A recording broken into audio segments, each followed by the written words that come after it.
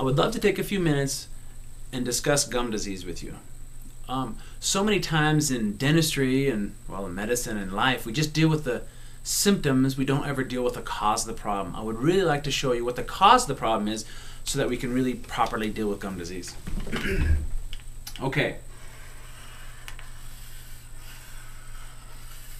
A tooth.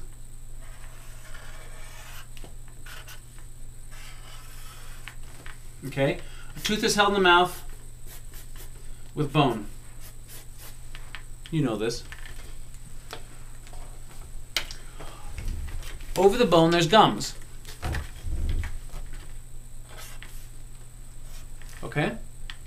Now everybody has bacteria in their mouth. Now bacteria plus sugar makes acid. You know this too. You have a bunch of Cokes, you have a bunch of candy, you have a bunch of breath mints, that kind of stuff. The bacteria get a hold of it, make acid. Same thing if you put gasoline in your car, the byproduct is exhaust. You put sugar in your mouth, the byproduct is acid. Bacteria and the sugar usually forms cavities in the teeth. The dentist goes in here, drills this, fills it, all that kind of stuff. You already know all this. Now, somewhere along the age of 23, 24 years old, the bacteria become less interested in forming cavities, more interested in forming gum disease. So what is gum disease? Bacteria is plaque. Bacteria is tartar. All the same thing. Bacteria, plaque, tartar, all the same thing. Except for the tartar is hard.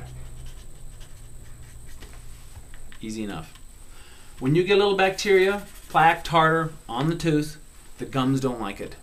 The gums swell up. The gums get a little puffy. The gums begin to bleed. Okay? Now when you go to the dentist and they check your gum pockets, have you ever heard of them? The gum pockets is what the dentist measures. Okay? What they do is they measure from the top of the gum to the bone level. They measure this right here. Now 1 to 3 millimeters is good. That's healthy. That's great. 4 to 6 is not good. Okay? 7 plus is bad. Let me tell you why we distinguish between them. Once the gums get swollen, once they get puffy, once they start bleeding, it creates an environment in this area, a toxic environment for the bone and the gums really, but it's inflammation. What happens is then is the bone goes away. Okay, so what is gum disease? Bacteria on the teeth that causes the bone to go away. So many people think, well, the purpose of flossing is to remove the chicken or remove the food between the teeth. That's not the point. The point is to remove the bacteria, to remove the plaque from the teeth. Okay? One thing I want to describe here is between 4 to 6 millimeters, that's usually a manageable, you and the dentist can manage the gum disease. Okay?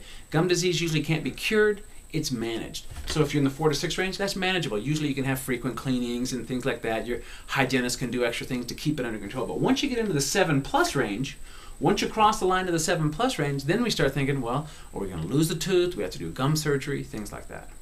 The key here is the cause of the problem. Bacteria is the cause of the problem. You manage that, you can manage all these different things. That is what gum disease is.